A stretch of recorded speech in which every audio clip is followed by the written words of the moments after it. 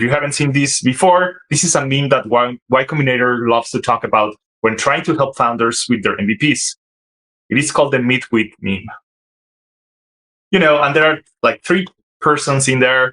The person who's the Jedi, and then you have like these super intelligent people, the founder who knows all the best things and knows everything. And then the idiot on the left, the founder who has no idea of what's going on. And many times these 2 founders will actually come to the right decision before the founder who's really smart and is trying to work really hard and do everything right. And so in this situation with the MVP, the best advice I have for you today is to actually launch something quickly and iterate. Get a product in the hands of your customers and then learn whether it helps them or it doesn't. And then iterate, and then iterate some more and improve over time.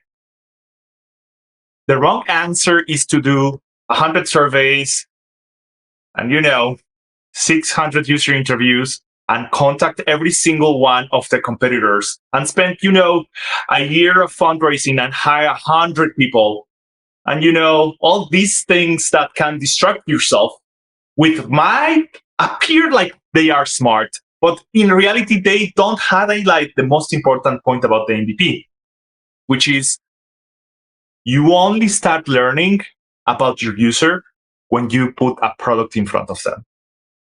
If there's just one takeaway for the class, at least I would like to bring this perspective. So, boom, launch quickly.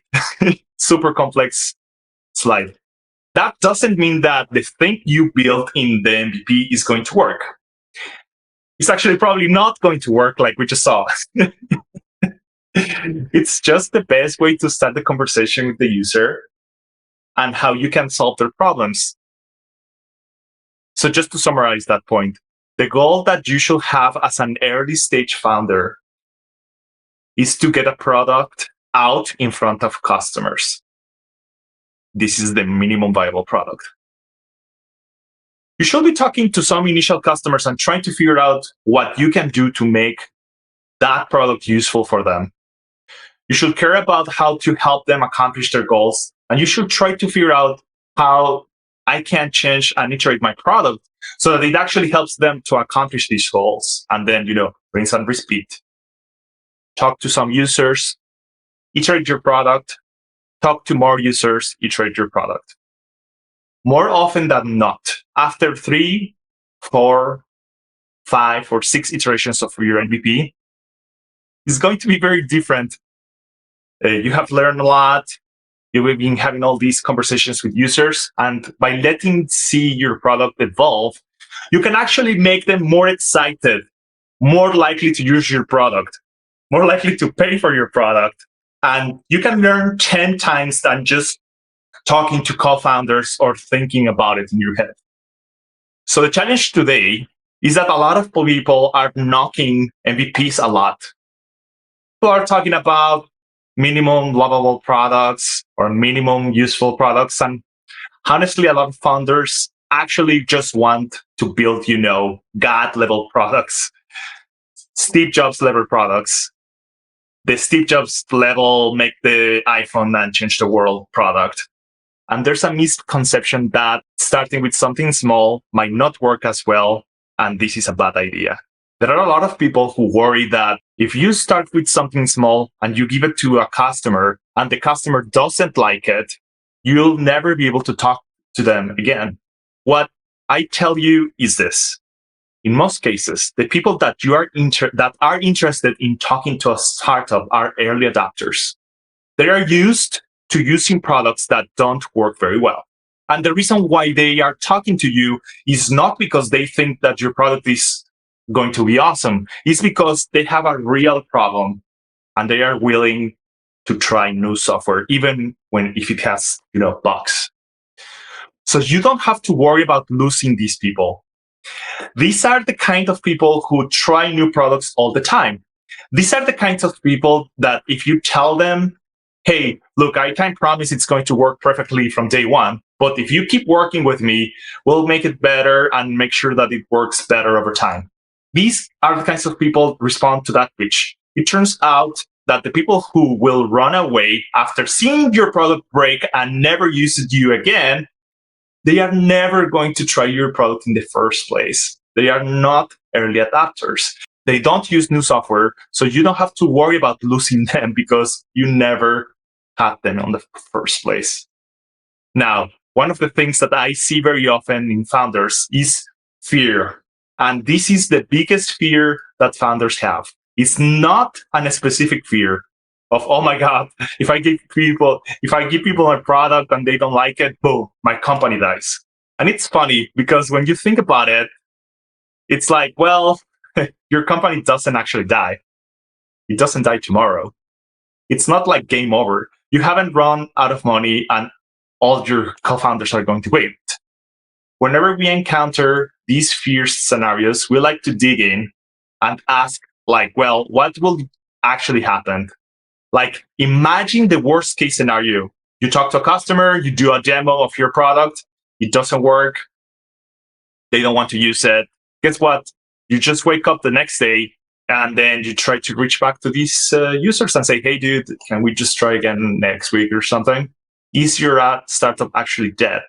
More often than not, when you have this fear, what you should be doing is kind of leaning into it and asking yourself if this fear is real. Is my company actually going to die if this scary thing happens? And it's not bad to feel the fear, but it is bad to act on it.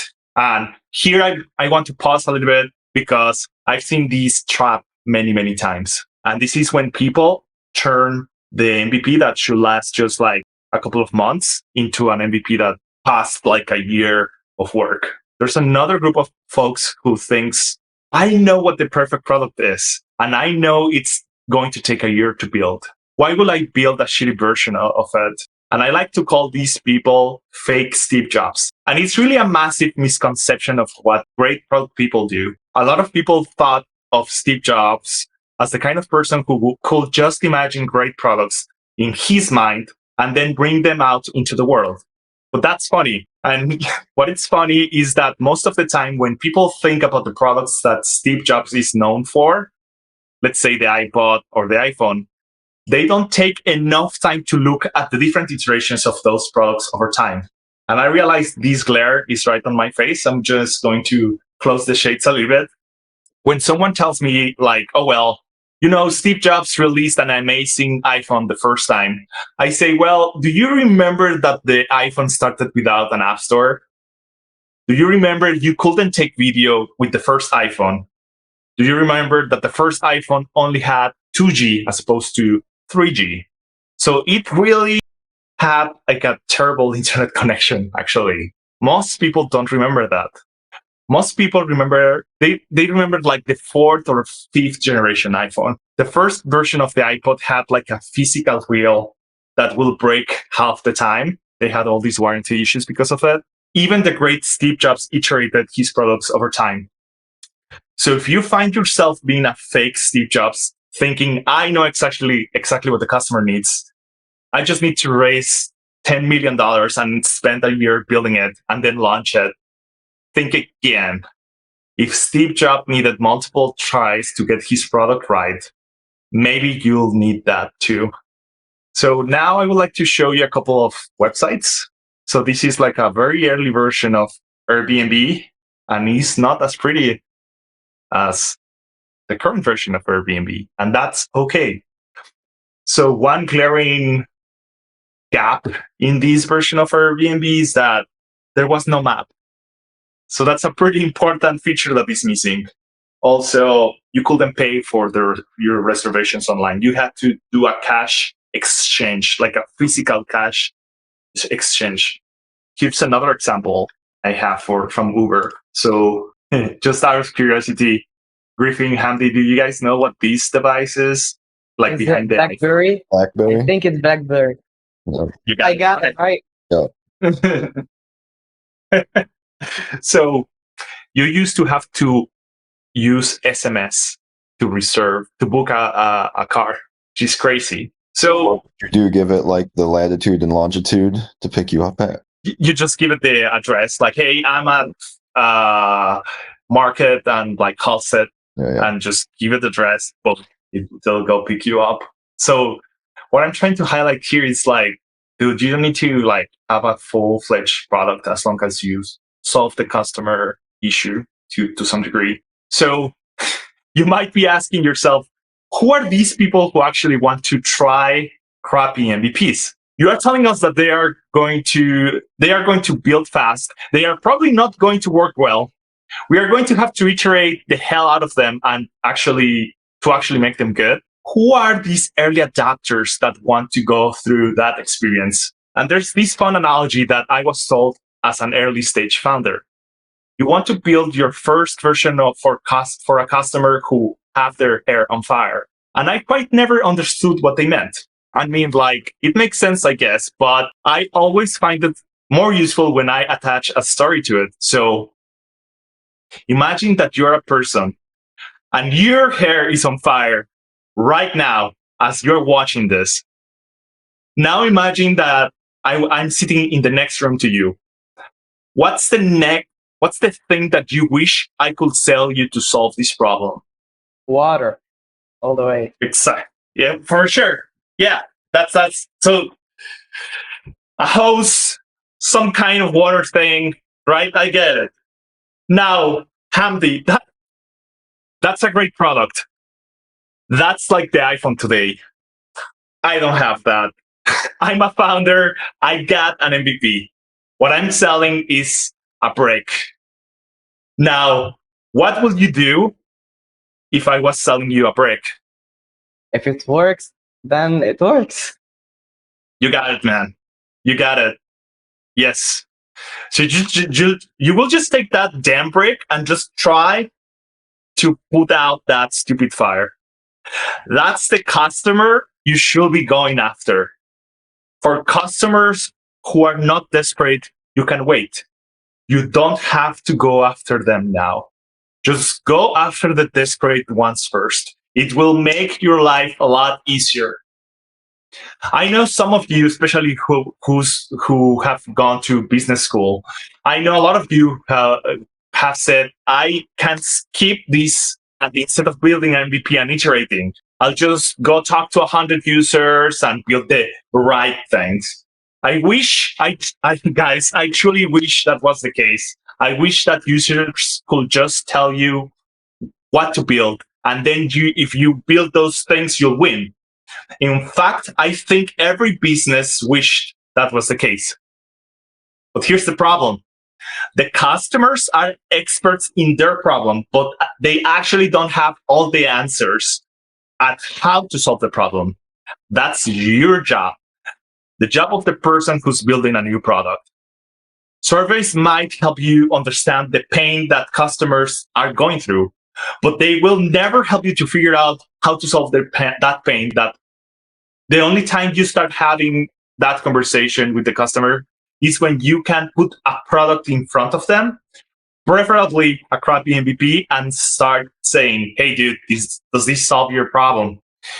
I haven't really seen a shortcut for this step. I haven't seen a shortcut of building something pretty fast that's pretty crappy to get started, and even for larger companies, even for enterprise software companies, if you go back in time, the first version of their product, they were not perfect. They were far from it. They were the minimum that those customers were willing to use. So let's say I convince you to make an MVP. The key, as we mentioned, is to build an MVP quickly.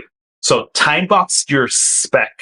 Give yourself a very specific deadline. It's a lot easier to make sure that what you're building is an MVP if you give yourself 2 weeks, a month, or 2 months versus no deadline.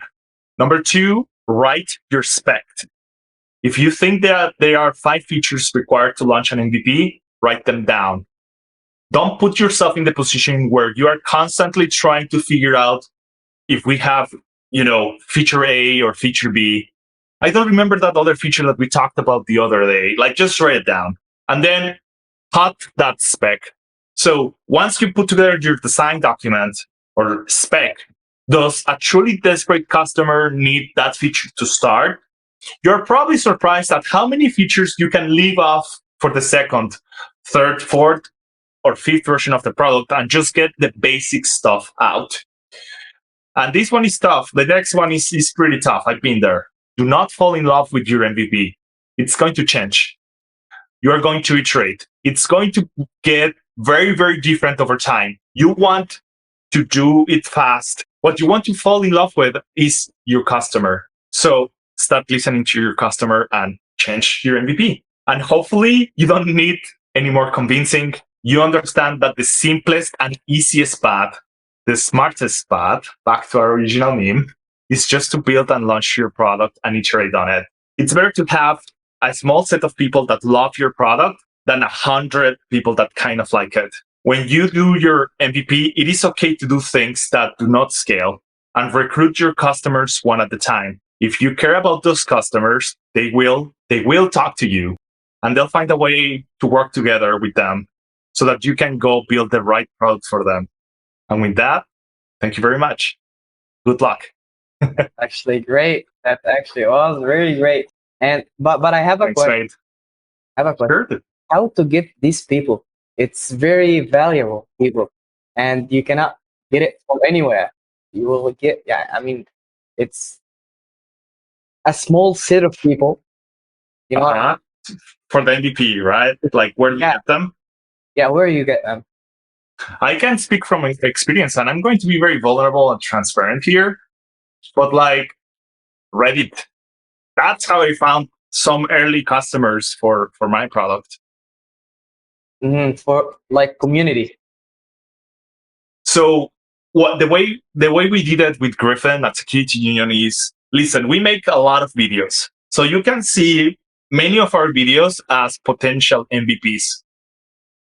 So what will happen, and Griffin, please feel free to chime in here, but like, we spent a couple of weeks on each product. Most of them, nobody cares about them. Nobody cares about them. But the minority of them, like the video call project. So for those that don't know, we built like a video call project that we attempted to use this morning, and the screenshot died because it's an MVP, and that's okay. But just going back at how you find these early customers. Let me see. Oh yeah, I'm online. Cool. I'm logged in. So okay, you need data. So if I'm making a new product every 2 weeks, how do I determine that I stumble upon something that people actually care about?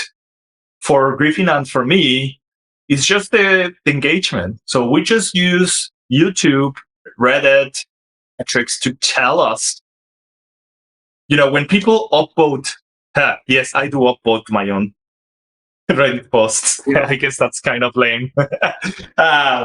But that's a signal, Hamdy. So when people engage with your content, it's a signal. When they watch your videos, it's a signal. When they go to GitHub and give it a store. that's a signal, my friend. Most of our projects have 0 stars. It's the truth. It's the hard truth. Most of projects don't get engagement, but there are a few that do. And guess what? You just need a few projects to succeed. I get it. That actually was great.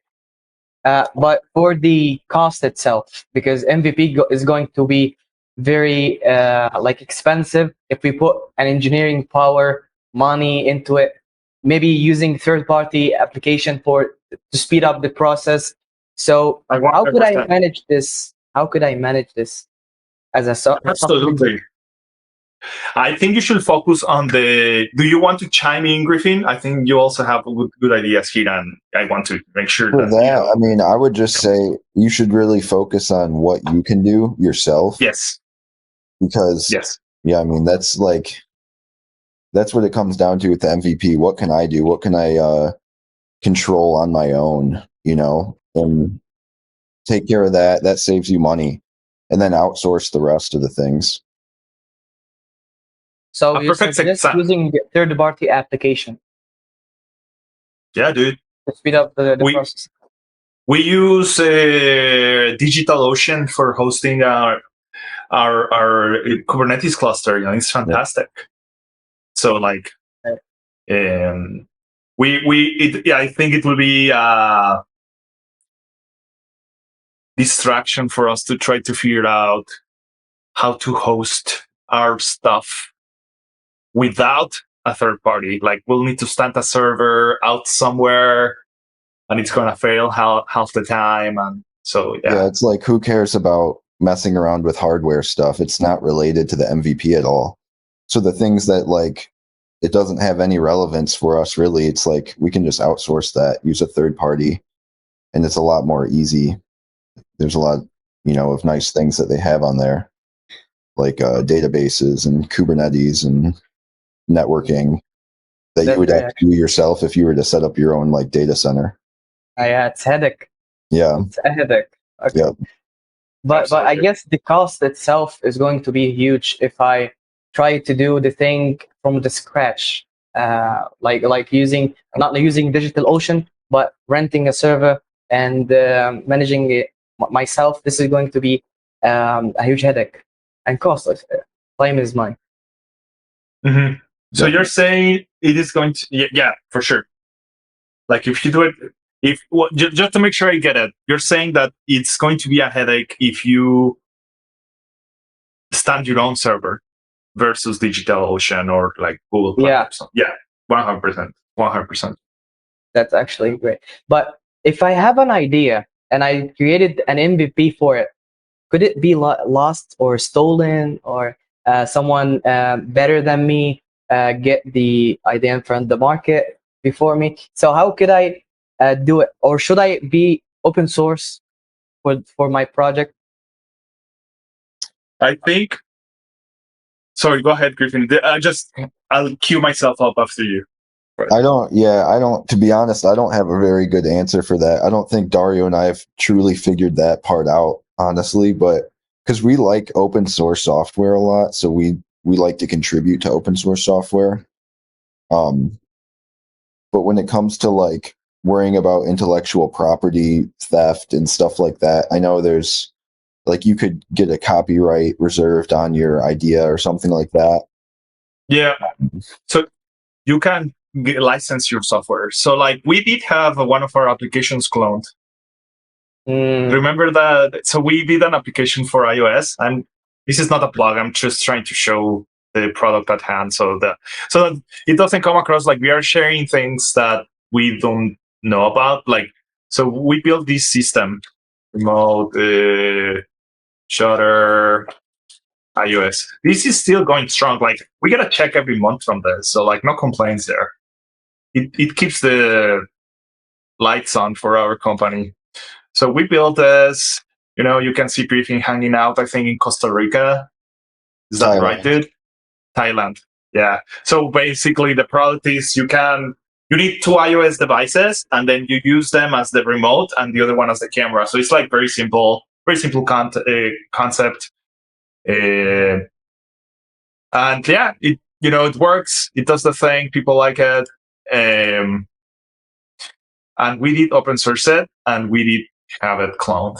But it's like, to me, it's like, I don't mind, to be honest with you. I don't. I might care if then you, like in the US, if then you just get a patent. So you can license software, and then you can also get patents. So you cannot patent software. You can patent systems and concepts. Like you can patent a method, for example. Make it a black box, for example. Not sharing. I'm sorry? Make it a black box, not sharing so many details about it. I guess absolutely. Yeah, like and you can get a patent for it. Yes, you can get a patent with a black box because the level of detail that the US requires you to get a patent is actually not that depth. You can have, like you said, a black box that connects to the internet and gets data and blah, blah, blah. Like you can describe the system in these terms and then you can get a patent from it. And funny story, when I work at General Motors, we were the first automotive company that got remote commands using your Apple Watch. So you could like remote start your car with your watch. And there were all these patent trolls that came out of the woodwork and they did sue us. So the struggle is real. So yes, you like some dude thought about making something similar 20 years ago, didn't do anything about it. But then when we actually built the thing, they came and sue us. So I will say at my age, after I've been through, I will say yes. If you can get a few patents for your work, go do that to keep the trolls at bay so that they don't prevent you from doing business. But like Griffin said, to me, it's like, listen, man, we are using Rust. We are using all this open source stuff. What makes me the happiest is when you have people like this guy. So this guy took our system. This guy took our system and he's using it for something else. I used the project code in my project. So now he's doing something different. I think he's doing an application to read so that many people can read a book at the same time. So they all get in a call and start reading a book, which I think is pretty awesome. Like on top of the project. They are building on top of the project, but they forked it. They do not. They just took a screenshot of the issue that they were having. They wanted some technical help, which luckily, I was able to provide that help. But the point here is like I love, and this is not my idea. This is a whole movement, the free open source movement. Where do you remember? And probably it's still a thing. Like you used to be able to share cooking recipes with your friends. Like, hey, here's how you make a pie. Mm-hmm. Makes sense. Like here's the recipe for a pie, and then you'll just exchange recipes with friends, and like someone else will come up with a better recipe or a different recipe for a pie. So I love open source. I have an ideological commitment to make everything open source. The only scenario where I think I wouldn't do it is if it's for like national security, like if we work with the government and we need to protect assets. Then at that point, okay, that's a different game. But other than that, why not? Just be kind, share. It's just being a good people, my opinion. And if you're concerned, if you're concerned about your software being stolen, you should just license it with use a GPL license or something like that. Yes. Instead of an MIT license. MIT license allows anybody to copy your code and then they can close source it after they copy it because it's so open. But if you have a GPL license, they're required to make their project open source as well, legally. So there's some tricks you can do there. And then ultimately, if you're afraid of your code being stolen, you should just have it be closed source, really. Yeah, for sure. And we work for companies that have a lot of closed source code, and I disagree with that, but it's the kind of world we live in. I like what you're saying, Griffin. With a GPL license. So GPL license is, okay, you're using my code, but you cannot just take it and then close it. You need to share it back with the community to advance the state of the art in a particular industry. And listen, man, about the ideas thing, I'm sorry because I'm going to be offending someone. Ideas are a dime a dozen. Like Uber for cat food delivery. Yeah, sure. It takes so much work to, even if your idea is awesome. I don't mean to be weird. Even if your idea is awesome, let's think about that successful idea. I want to build a rocket, but I'm going to reuse it as opposed to trashing it every time, like a SpaceX idea. That's a fantastic idea. But guess what? The effort and the work that is going to take to from that great idea to production is so much effort and so much time that honestly, I don't mind if my idea is stolen. Like, it's going to take so much work for someone to go build it that at the end, natural selection will take place and only the strongest and the fittest will survive. Yep, agreed. Well, Hamdy, we can't hear you.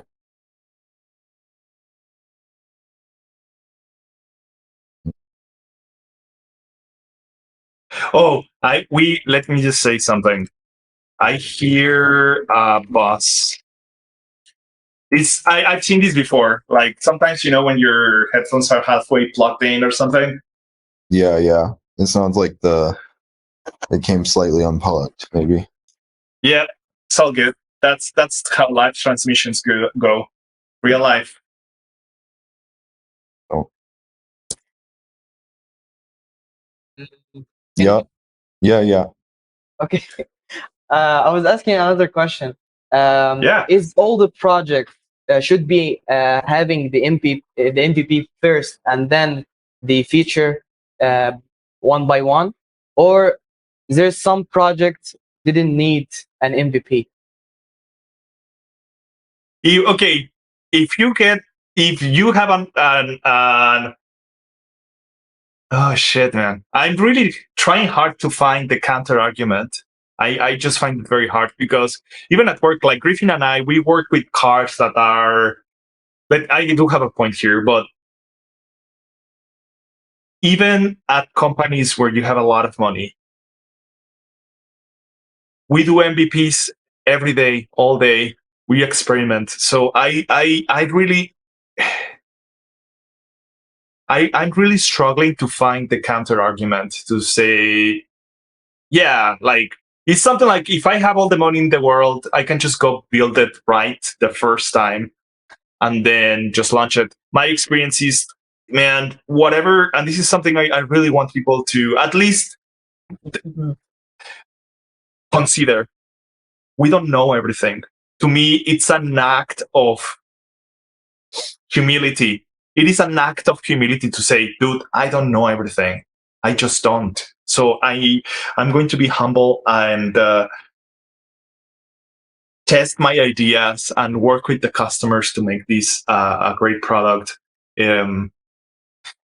I'm really struggling to find the counter argument, but probably, Griffin, like, can you think about the scenario where you were like, okay, I know exactly where you need to build. I don't need to prototype. I'll just do it.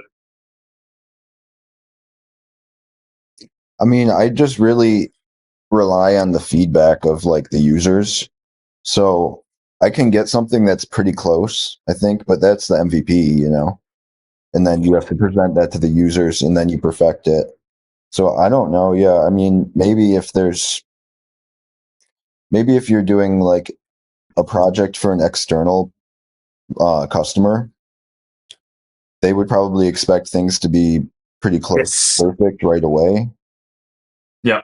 But if you're doing like an internal project, like, you should have the ability to like talk to those people that are going to be using it before you like say, hey, this is done. I'm not doing any more work on it. Yeah.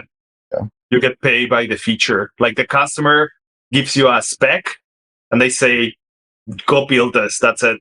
Yeah. So like, as a contractor, yeah, you should try to have everything ready for them. But like, when you're working for a company, just get the thing to work in the minimal viable way. So. Absolutely. I'm with you. So for the MVP, I guess working on MVP is going to be challenging, a bit hard, maybe using some tricks to do this thing right. So is it right to put an engineering power, like staff software engineer, seniors, work on the MVP, or should I let it for trainers or the juniors in the company? I think both can do it. I mean, it's an engineering skill. So I think both the most senior Is Dragon Ball Z a thing in Egypt? Yes. So Yeah. even if you're like Super Saiyan, level 5, God level staff engineer, or you are an intern, you should be able to make an MVP, in my opinion. So That's no, great, actually. yeah. So, guys, here in the stream we have 4, 5. Okay. So if you have any question, go ahead. أبانوب، أحمد، أدهم، سندس، رحمة، أي حد عنده سؤال يبتدي يسأل. I'm talking to them in Arabic. Okay. Nice. I guess it's all right. We cover everything. I think we covered a lot of points, a lot of important points, and we could recap it real quick.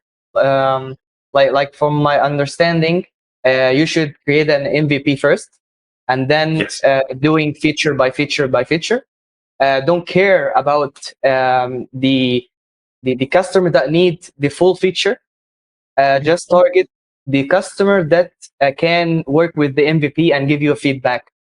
Okay, and then try to get this customer from a community doing marketing, YouTube videos, anything, just to get these people, because there are a small number of people that are going to work with MVP, and they have no problem with it.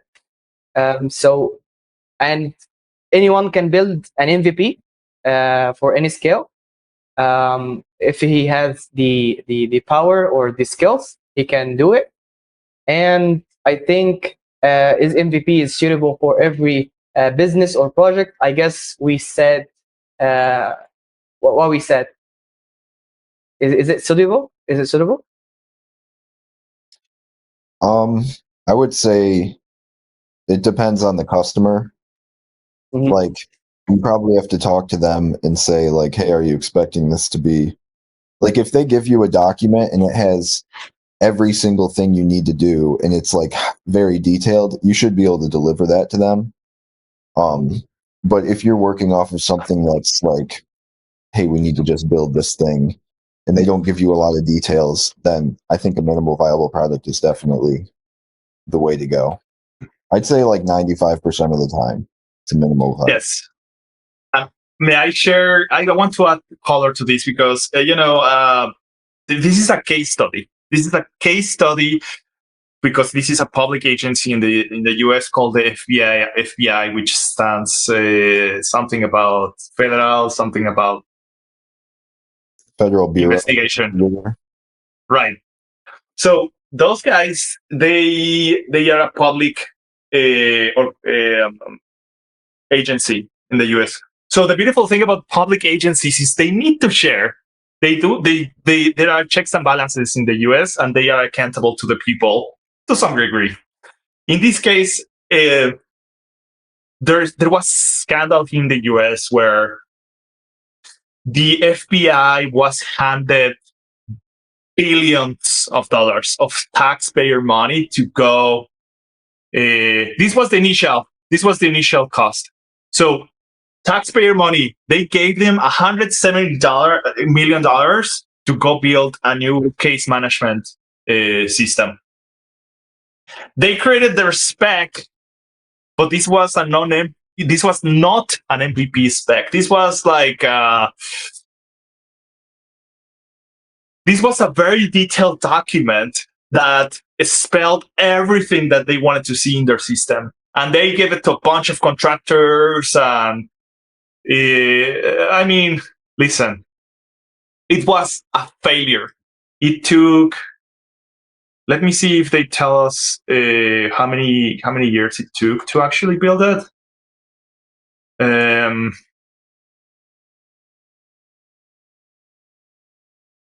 Blah blah blah blah blah blah blah. We gave him a bunch of millions. Blah blah blah.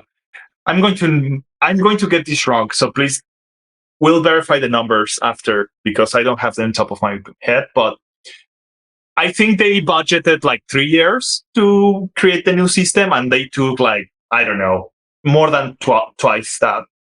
So I will say that even in that scenario where customers give you a very detailed spec of what they want,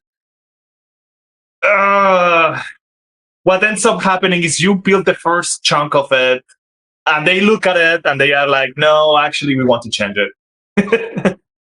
Yeah. That's my experience anyways. Yeah, I mean, it's not the best way to build software anymore. You want to use a more agile approach than waterfall like that is. Yeah.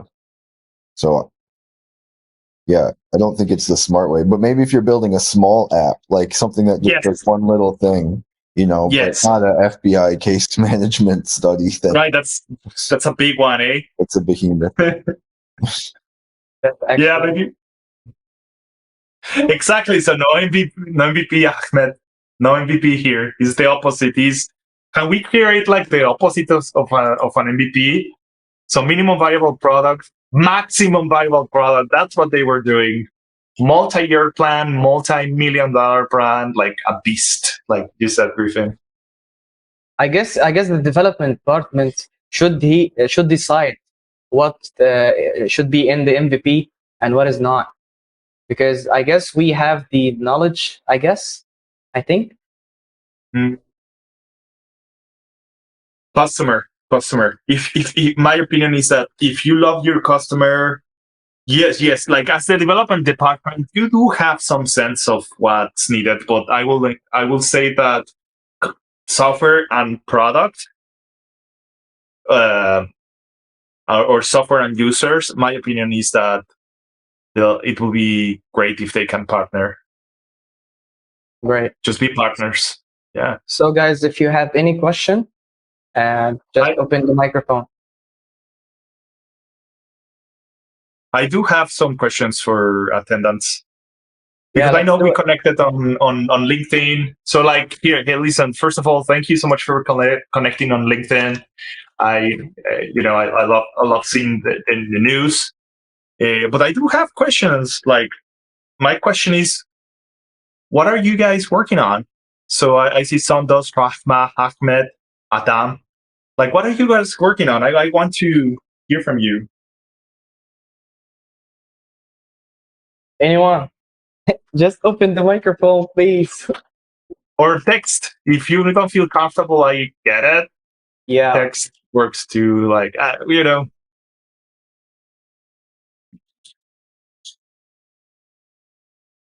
So let me do this. Okay, so there you go. Yeah. So what's the difference is that the MVP, okay.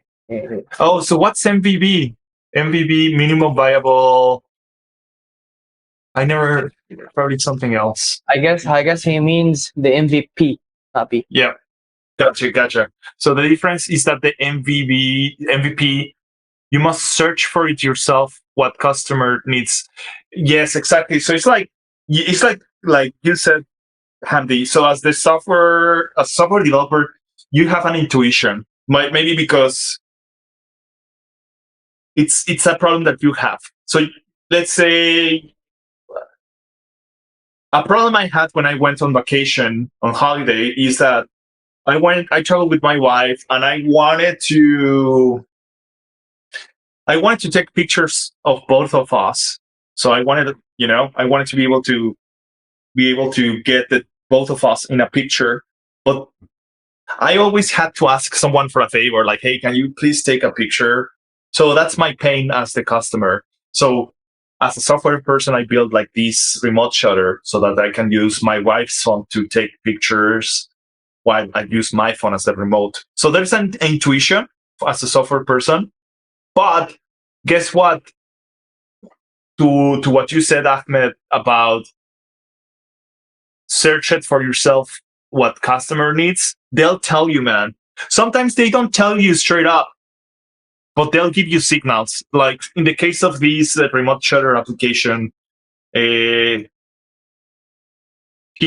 luckily for me, they started to reach out directly. They started to ask features. They started to ask for features like, hey, I noticed that when I take a picture, the picture gets stored in both phones, and that's fine. But when I take videos, you're talking about hundreds of megabytes being stored twice, like once, like on each phone. So at that point, it's like, okay, customer is telling me that they don't want to have the duplicate file. So yes, Ahmed, is with the MVP, you have an intuition, you go with it, and then you listen and you empathize with your customers. So, and they take action based on your customer feedback. Like being a partner with them is very important. Like you should doing meeting with them, tell them what is suitable, what is not suitable, because some clients actually want to create a feature. I can't do it. There's nothing in the browser or maybe technology can solve his problem right now. So I should be a partner in first place. Yes, to say I cannot do exactly what you want because maybe the browser doesn't support it, but here's what I can do. So come up with a solution that fits their need. I think that's a good point, Hamdy. Sometimes customers ask you for things that are not technically feasible. And what I've seen is that if you empathize with the problem, that you'll find a way to build something that addresses the need, even when it's not exactly what they ask for. But as long as the pain of the customer is addressed, you're good. Okay. Any question right now? Because I guess we cover anything. Adham, Rahma, Ahmed Sharif. You can open your mics. Okay. Adham. Adam. Yeah, we can hear you. Can you hear me? Yeah, we can hear you. Go ahead, man. Ask your question. Yep.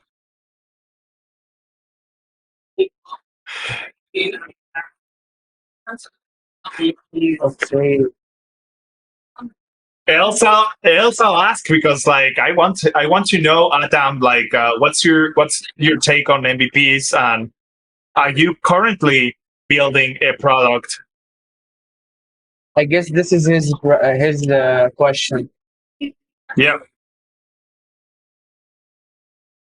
So, what is the problem with encountered when starting building the MVP? Like, what is the problem? What is the problem that you face when you starting doing the MVP? All the problems you face, everything. Like nothing works. You know this better than I do, Griffin. Like I would like you to. I think you have a lot of insights here. Yeah, I mean, you'll face so many different technical problems that like I can't sit here and list them out because like your product will probably be different and your technical problems might be different than what we faced. But for example, like when we were building our video call conference, at first we could only support 2 people, like a one-to-one call. And the back end would just fall behind because of like overwhelming amount of messages, and the UI would also fall behind because it couldn't keep up with all the messages. So just over time, you scale things up and you make optimizations and add features that give good quality of life to your product. So I think it's just like being resilient, and you have to like power through all those problems because you're definitely going to face like, in terms of technical problems, a lot. And then, I mean, on the other side, like business as well, I'm sure you're also going to face problems on the business end, like trying to show off your product to customers. So, at first, maybe you'll get discouraged because you're not getting a lot of traction or something, but you might just have not found the right community to share to. Yes. Because yeah, you might see like zeros on all your YouTube videos or something, but maybe it's just the way you're messaging it, Yes. Yes. I'm with you with this. Sometimes you just have to package things differently. Like sometimes it's not about the technical features, but the packaging and who you show your MVP to. So the whole thing itself, like the marketing and the MVP, the technical thing, and the business itself, the pricing. I guess this is going to do a huge point when you market it. Yes, I will say that it's a good filter for your product is to charge for it. So sometimes, in my opinion, it's good to, like, for example, we sell the video feature. Like, video feature is a paid feature, and is it $5, Griffin? Yeah, like on the App Store, $5, I think. Yeah, and like, listen, at our scale, we are not trying to be pretentious here, but at our scale, it works for us to have a paid features and to say, listen, for free you can take features, that's fine. But if you want the video, it's $5, and that's that. And yes, there's going to be a drop because many people, they just want to try the app. And then out of that, many people just want to take pictures. But what we saw is that even when, so what I'm getting at is, my opinion is that having a freemium business model can help a lot. So that you get customers at the door for free, they start to build that trust with you, test your MVP, and then, okay, if you want video, that's a paid feature. If you want X, that's a paid feature. And then, but that way you don't lose them completely because you actually give them value for free. And over time, they switch. 100%. So I have another question, and we could just wrap this MVP topic. For sure. Could I charge my client upfront? Because as a software engineer, I'm just a sole developer, or maybe I work with 3 more developers as an open source project, and then we publish it as a project. This is going to cost me like money, servers, third party, and so on. So should I, if I did the paid plan right upfront, is going to hurt the like the client experience, or maybe how to get the good client, like what we say, we need the client that can work with the MVP. I guess it's a bit harder to them to work with an MVP and paid feature, and it's not working well. Do you get what I'm saying? I see. Yeah, you're saying like, why do you, yes, I hear you. Like, is it fair? Almost like, is it fair to charge people when the product doesn't work very well? I will say yes. No? Like, is that what you're getting at, or am I interpreting something else? I think, I don't know. I'm just asking your, I need your ideas. So yes. I have that project that I work with other freelancers or other open source developers, and we published this project for users. Right. But this project, let's say, is going to cost me $1,000 for 200 people to use this application. Should I charge the people that are using the application upfront, or doing the freemium version, or what should I do? Because I guess this is going to hurt the how to get the client that I need to test the application. And is it fair to pay for uncompleted version of the project? I think if you make a deal with them, you say like, hey, I promise that I'll deliver this. You know, it's valid to charge them if you're going to deliver on that. Okay, so I guess I think I think I understand what Griffin was saying. So if you're going to what he said is, if you're going to deliver on that promise, it's valid to charge. And I will say, I will agree with him. I will agree with him. As long as whatever you build already kind of works. So like, here's another case study that might be interesting for the for students. So probably you guys have seen all these AI hype, like all these AI companies doing AI things. And there's a company in particular that I want to highlight for your audience, which is called Kyber. Have you heard about Kyber, Hamdy? I guess it's an AI-based project, Yes, brother. You got it. or yeah. Have you used it? I tried the free plan. Exactly. And what's your experience? I mean, it works, but it's not great. I mean, yeah, I mean, like, Yes. I have the same exact experience. It works 1/4 of the time. Most time it produces trash, just garbage. So like, I try to use it for my YouTube videos. YouTube. Yeah. And look at these hands; they're all fucked up. I can't use this.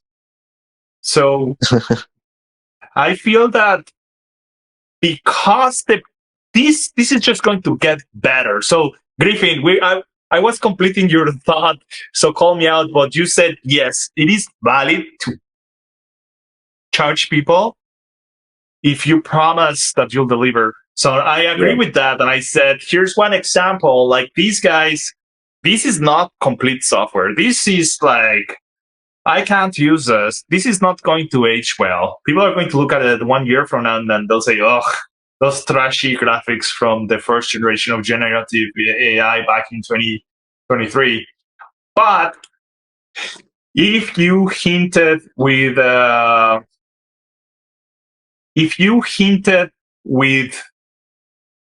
an existing video, it works under some conditions. How about that? So what I want to say, to agree with Griffin, and dude, you can add here, is if what you're building kind of works sometimes to the point that is usable, I think it's great to, if you find people like me that are willing to pay for it, or even if you find users that are not willing to pay for it yet, but they are willing to use it, and maybe as the technology gets better, they'll end up paying. Fantastic.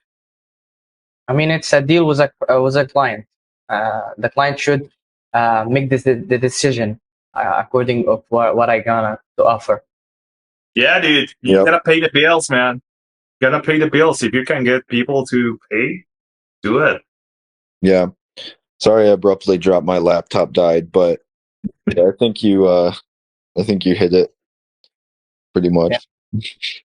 That's actually great. And now I want to ask you, not for the MVP, for the MVP about the Rust conference system that you did. What is the problem that you faced? Like, let me take an example for the thing that we discussed about the MVP. Like the problem with video conference that made in Rust. We could have an introduction for it. Like, what is this project first? Yeah. So basically, let me tell you a story. So I'm just a dude. I think I went back home to Mexico. I was trying to build a YouTube channel with Griffin, and we had some moderate success, some videos that we liked. But as a viewer, I don't like to see videos on how to use. I consider that videos about Rust as a language were boring. That's my opinion. As statements been, I know my opinion does not matter because a lot of people like that and the numbers tell that. So, but as a viewer, I just found it boring, and I was like, can we make real things as opposed to just telling people how results work or how promises work, how futures work, how concurrency works? And that's how I started. And Griffin had a great idea, I think back on March, where he wanted to build an RC car. So RC car, control it with the Oculus. And to control the RC car with the Oculus, you need to get your video streaming going. And we have a disproportionate advantage here, which is Griffin and I have been building a video streaming platform for an AV company in the US called May Mobility. So we have a disproportionate advantage. We have been doing this for years. Like we know how to build these things, how to scale them, and that's where it came from. I did the MVP. I took, I think, like 2 weeks, no, maybe like a month. Took me like a month to do the MVP. I put it on Reddit. To this date, is the most upvoted thing I've made. So that's where it came from. That's the signal. So I'm building projects in Rust. Many of them failed. Let me be clear. I mean, I don't show you what I'm talking about. Most of them failed. So if you look at the numbers,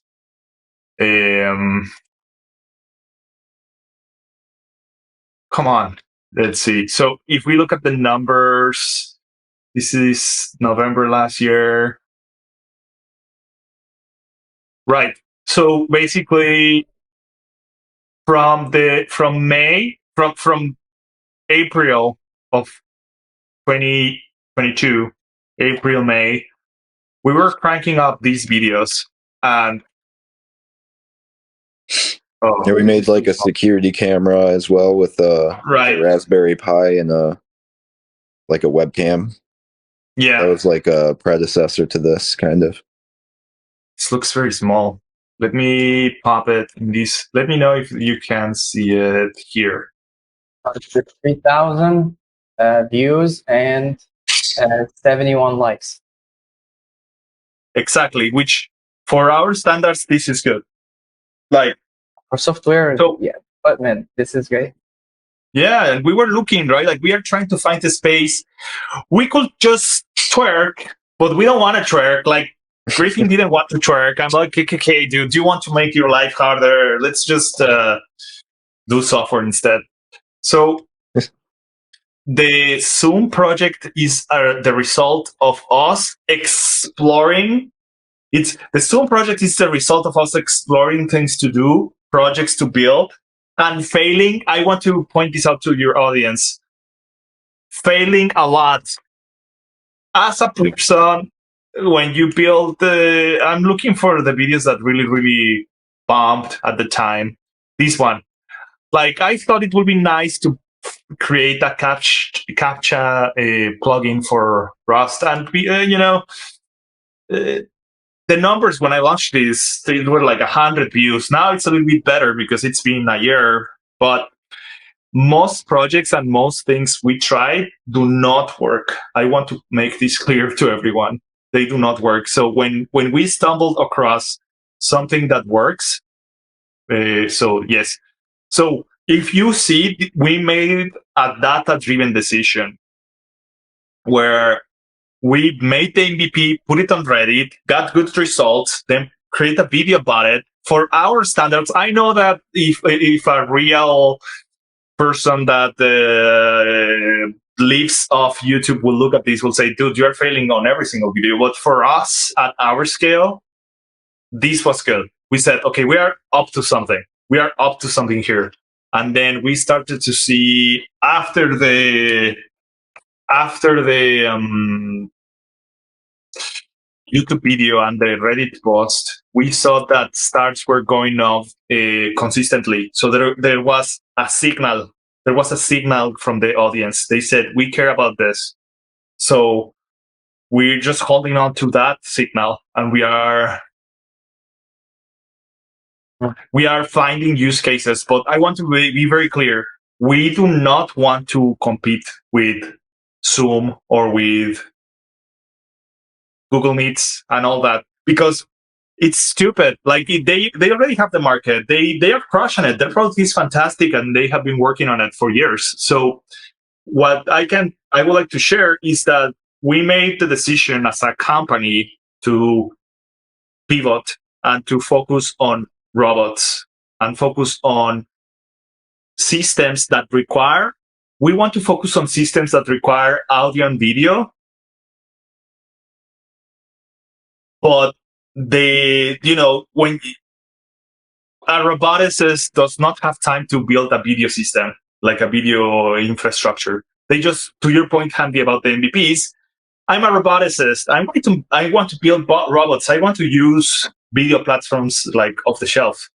So we are pivoting from like teleconferencing systems to say, yes, keep that too as a core component, but we are going to focus on a vertical market, which is robots and IoT devices that is not saturated, if it makes sense. I got you. But for this project, I guess it worked as an MVP, and I guess there's some challenges for it to be in the market, as we could say, created a so many servers for it, load balancers, and so other stuff. So, what is the main problem with taking this project to the next level? Is it the cost? And actually I want to ask you about the cost. Does it cost so much? Does it actually cost so much when you creating a teleconference system? Because I saw there is so many APIs for the developers to use. I mean, it's so expensive. For 10,000 users, you gotta pay thousands of dollars. Is it? Is this number real, or it is not that costly? It's really, I mean, of course, there's money, to run the servers, and then there's time, but it depends on how you calculate time into money. I don't know how you would do that because we're just working for ourselves, we know how to do the programming, but when it comes to like actual physical cost of the servers, we're paying, just to be transparent, like about $70 a month. And we started with a DigitalOcean promo that gave us $300 for free, to open an account. So for the first 2 months, it's going to be free, and then you could close your account technically and not pay anything. But set up a system from the scratch again. Yep, open a new one. Yeah. So it's not so that's it. costly.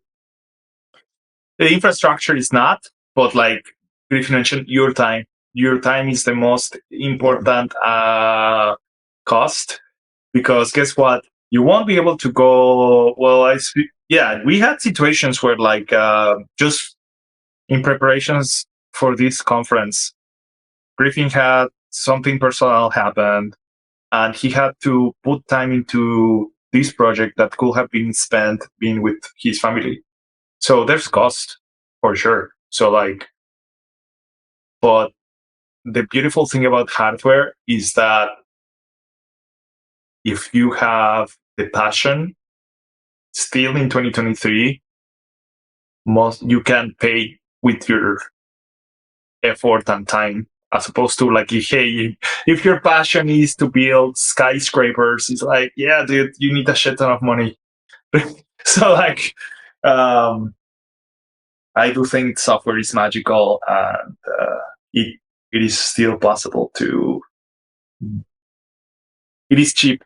Back to your point about cost, is cheap. Because we actually want to create a project like this. Our members, Ammar, let me put it on the screen. Ammar, Adham, Rahma, Ashraf. We will build actually a project like this in the couple of weeks. So we are asking for the scale, how could actually we use it, and I guess we stumble on the WebRTC and the socket. So I think they are the same, I guess, but with RTC, it's a bit new protocol. Just correct me if I'm wrong. So what is the difference? Define new. How many? It's been around. Sorry, go ahead. Okay, so we actually want to create a project like this, but it's not in Rust. It's going to be with React and the Django for the backend, because this is the that they started with.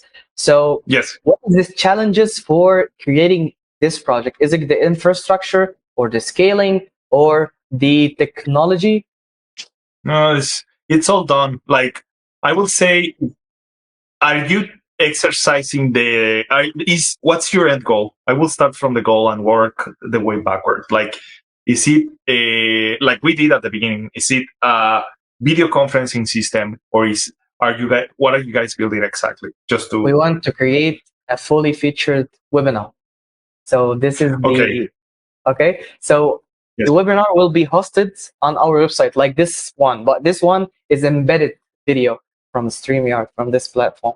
So we want to create a fully featured platform that can host a webinar. So we're going to need real-time communication into it. So we right now know that this is not will not cost so much money, but there's a limitation in the software that we should care about?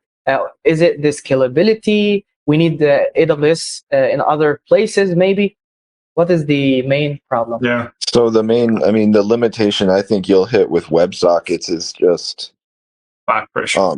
Back pressure. When you have users that have maybe not the best internet connection, it's like WebSockets are going to work great if you have a perfect internet connection, but they're going to start to fail when you're like on mobile or something.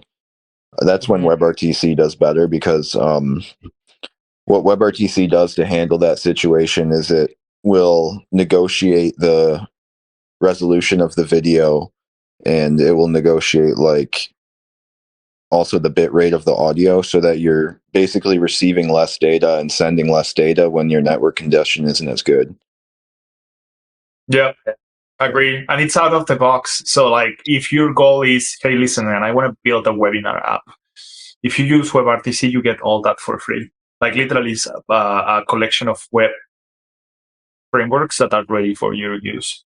So dude, I think honestly is the easiest way. That way you can focus on the UI, focus on building a nice user experience, polishing that up, and the actual low-level networking is handled for you.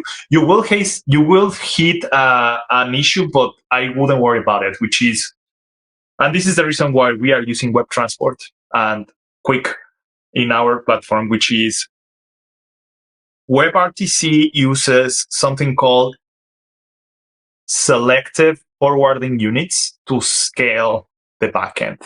So these things, I will actually encourage you to at least consider outsourcing that and using a technology called Pion. We played with Pion last year, and probably you already saw it. It's really good, Pion. That way, you use Pion. It's written in Go, I think, and it's great. And that way you can have your Django backend just do like the what is referred in WebRTC as the signaling and the user management, and have Pion run the streams, and your UI in React connect to Pion to relay the streams from the users, like the connections to and from the users. So we talked about the UI. Why Rust though? Why Rust? Because we like suffering. We just like pain, straight up. No, it's just listen. It is more verbose. So the reason why we use Rust, not only for our personal projects but at work, is because there are so many things that a strong type system helps you with. Like, we don't have discussions about style for the most. It's like, dude, if you pass Clippy and format, I don't care. I'm not going to create that's one reason. It's not the reason, because I know in JavaScript you have great linters, but type safety, memory safety, fearless concurrency, like because of these technical reasons, we actually, Griffin, you should speak about this, because this is the man that got me hooked up in Rust. So he should justify himself. Yeah, I agree everything with what you said. And also, I guess just to justify using Rust for like the front end code, one really good reason is that you can share code with the backend. You could like share types or something. Like you could instead of using JSON, you could just send binary like bytes back and forth, and the payloads are a lot smaller that way because JSON adds a whole bunch of stuff, to the data. And it also decreases the time when it comes to decoding because JSON is extremely slow. So that's just one advantage. You can always share code between JavaScript as well, but I think Dario said most of it. It's pretty much the type safety. When it comes to refactoring things on the front end, it becomes a lot easier because of that type safety. The compiler will a lot of times tell you when something's broken before you even open the application. Yes. Yeah. And you can look at the PRs, look at the PRs that, I'm just going to show it because it's so cool. I mean, there's Ronan. So if Ronan is watching this, dude, you are the man for sure. So Ronan is a core contributor of our video call project. He embarked in some massive refactoring to properly abstract the video and audio clients away from the UI to have a more like a model view pattern. Where's Ronan? Ronan. Let me just filter by author. Ronan. Clean up, factor media. He has some massive PRs. He has PRs that I'll be terrified to do in JavaScript.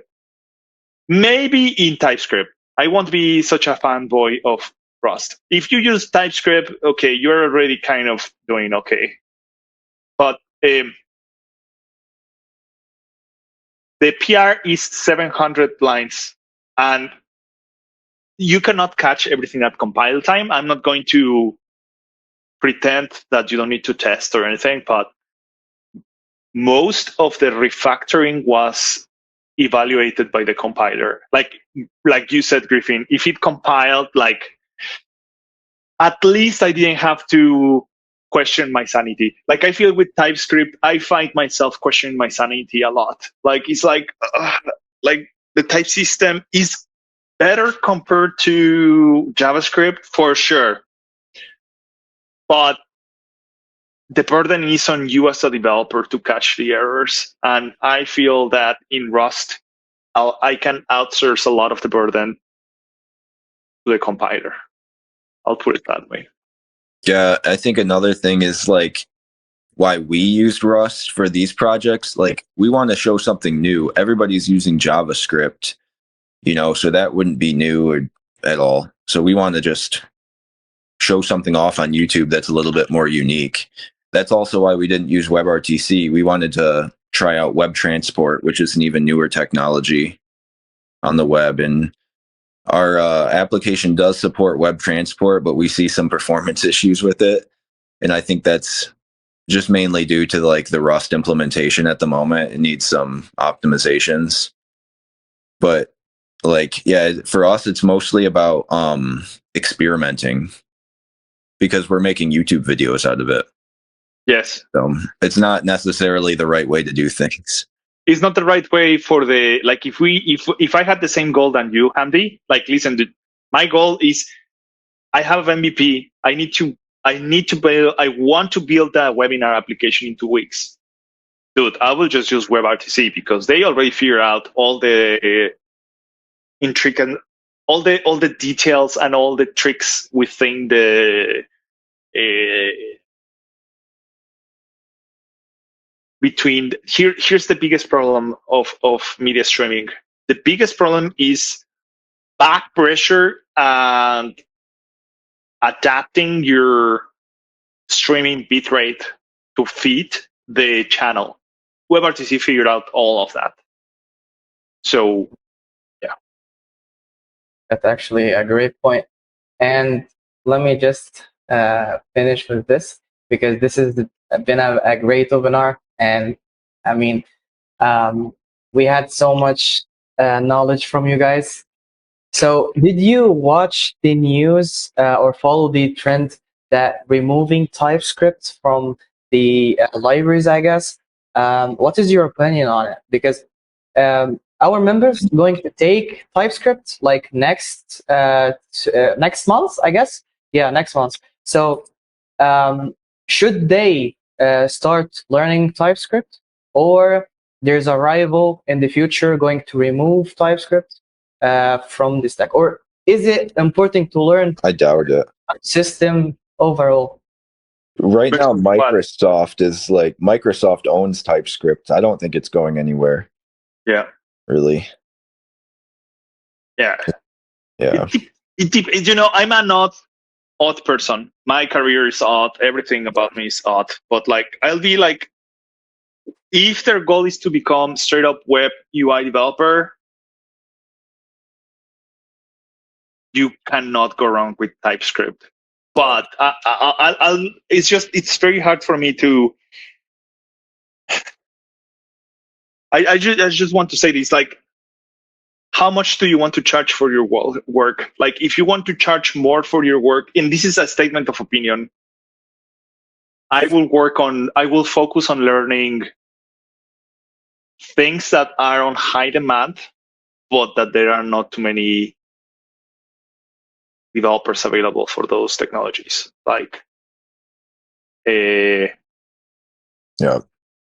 like because, or C or I don't know what else might there be that's high demand. I feel like Python and JavaScript in general are the most flooded markets.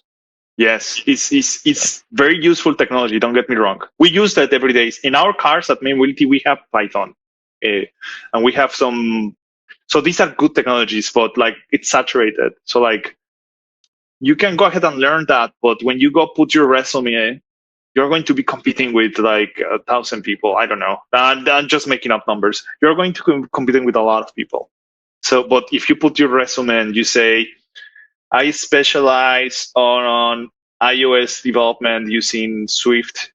Well, it's been a while, so probably right now it's also very saturated.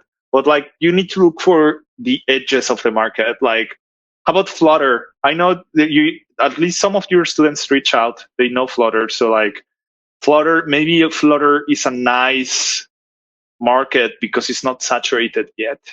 So I'm just going to put it out there, Hamdy. Listen, I know you guys have a plan, and my intention here is just to share something with you and be as transparent and honest as possible. But I will say, yes, TypeScript it's probably going to be around for a long time, but at the same time, it's a core technology, so I think people should learn it. But what I'm saying is, as they look further, so it's a great technology to learn. A core foundation on technology. But what I'm saying is when they hit the marketplace, I will encourage them to look a little bit outside and say, well, now I know TypeScript. Guess what? If you pick up TypeScript, picking up Flutter, they use some Dart. So probably it's going to be very more safe than TypeScript, but it's very similar. It's like a mix between, to me, it's like a mix between Java and TypeScript. Somewhere in the middle there. Yeah. Has the null safety on it. Yeah, it's null safety. Yeah, I like Dart. I think I would choose to use Dart over TypeScript nowadays. Mm-hmm. But you know TypeScript. You learn JavaScript, TypeScript, and then Dart. Right, yeah. So like maybe it's a necessary step, Hamdy. And I think your Dragons does a great job at saying, hey, you need this foundational technology. Like this is a good foundational technology. You're going to need this. But if you really want to stand out, learn this and then this. But you need this foundation being probably JavaScript.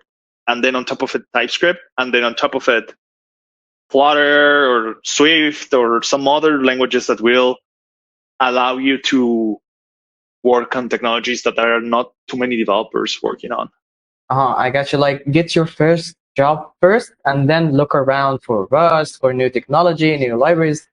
Yeah, this is actually a great point. And going to make the developer itself have a viewpoint because he tried so many other things. He's not locked into a system or a library or a specific company. Yeah. Yes, that's true engineering. You're not tied to anything. These are just like wrenches and hammers and stuff. You can just pick new ones.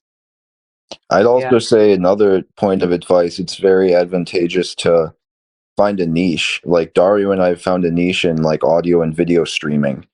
And now like that gives us the ability to, negotiate or whatever, like, because we know that technology well. Yes. So outside of just the language, learn like, how do you do a process such as like streaming audio and video? Mm-hmm. Yep.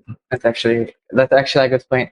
So, guys, do you have any question? Ammar and Rahma right now in the lobby. If you have any question, just open the mic or type it in the chat. And yeah, just to give you a couple of seconds. Is it everything is?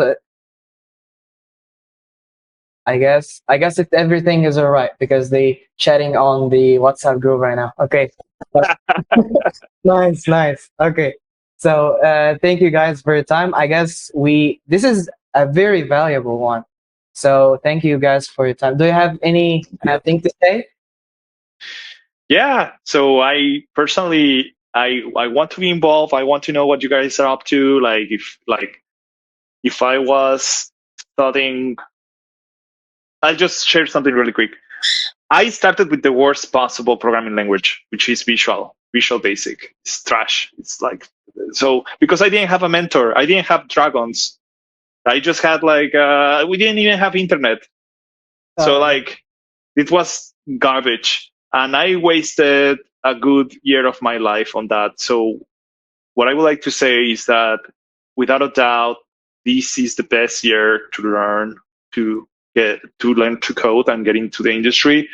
And if I can be of use to you and to your company, to your audience, I make myself available. I feel that for me, programming and engineering changed my life, and I want that to everyone. I would like that for everyone. Thank you so much. And Griffin, do you have anything to say? Yeah, same here. I just want to be involved. Like I want to like provide some community as well. If people want to learn some Rust, you could come over to the Video Call RS project and pick up some issues, and I can help mentor and whatever. If you get stuck on problems. So I just highly believe in like yeah. Let me reel it back. When I was in college, I contributed to open source, and I strongly believe that that's what landed me my job first, because I just remember studying computer science, not learning a lot of programming, feeling very underprepared when I was leaving college. But by reaching out and contributing to open source projects, that gave me like public exposure on my profile. Like I have these commits, I actually made to a public repo and stuff, and I could show that off during an interview. And I think that just helped a lot. So I highly encourage students to contribute to open source. I think it makes landing a job so much easier. That's actually great. Actually, yep. I guess Ahmed Sharif, I have a question right now. Is it right now, man? Okay. Django, is it a good for RTC? I don't think so. Django, isn't that just like a full stack web framework for Python? Yeah. Maybe for the signaling. So I will use, so Django I think Django is great if you use it for API calls. So in WebRTC, there's a stage that WebRTC does not handle, which is called signaling. So when you want two peers to connect to each other, they need to exchange some packets to find each other. Those packets, WebRTC doesn't help you. Like you're on your own there. I do think that Django will be good to exchange those packets. Yeah, and it will work great. But after peers find each other, you have two options. Either you have them communicate directly, but that's not practical because in this time, there are all these firewalls and devices that prevent peers from talking directly. So at that point, I encourage you to look into adding a selective forwarding unit for peers to communicate. And if you want to start small and in the spirit of MVP, I will encourage you to check out the Pion framework, because Pion is a framework that figured out many of these problems, and they packaged it in such a way that it's easy to use. And you can get they have examples where, like, okay, you pull the Flutter UI and the Pion server, and you can have them talk to each other in like a couple of hours. So I will start there and then say, okay, how am I going to plug my Django API so that I can put my webinar on top of it? Is this Pion? Yes, sir. Yeah, so I will drop the link right now. I will drop the link right now in the comments. Yep. So you could check it out. For sure. So I will encourage you guys to explore that. I've been in communication with a couple of companies that make drones, like some freaking like Skynet stuff that I didn't really like. Like they want to use drones for policing that I have very strong views against. But they were using Pion to communicate the drones. Okay, that's actually great. Thank you guys for your time. And we are actually looking forward to work with you guys and creating other webinars like this amazing webinar and providing the people with the knowledge they need, actually. So thank you again, and see you in the next webinar. All right, sounds good. Thank you. That's good. Thank you for your time. Thank you. Bye.